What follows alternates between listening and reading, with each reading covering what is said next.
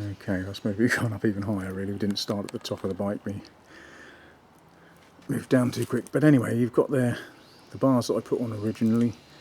They are Drag Specialties Dragster bars, I think, with extra pullback. And if I come to the side, you can more or less see, yeah, you can see it the other side. They come back, and what you get is an extra 3.5 inches of pullback, I think, from memory. They say they've got 6.5 inches of pullback, whereas the standard Harley bars are about 3.25 or something. And it just wasn't enough. It was giving me backache, so I had to get these pullback bars. But I will be changing them again in a couple of years for ones that pull back maybe 4 inches more, something like that, because they're still more upright than I want. And when I get the offset seat rest tongue, then that'll move me back a couple of inches, and I can then move the bars back a couple of inches so I'm upright. So that's good for your back and takes a lot of pressure off your hands, really helpful. And I didn't do that last time because can I get out of the sun? Yes, because this is the brake line, and you can, if I just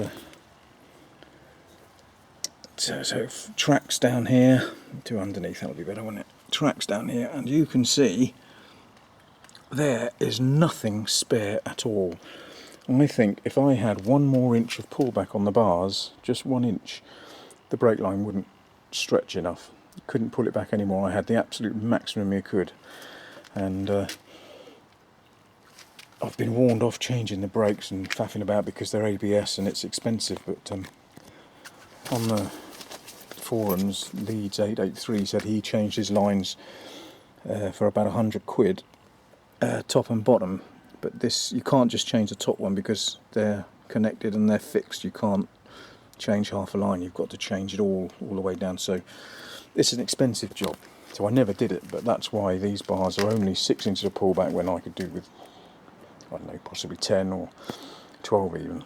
And you can't have any rise, of course, because that takes slack as well. So I got as much as I could, literally as much as I could.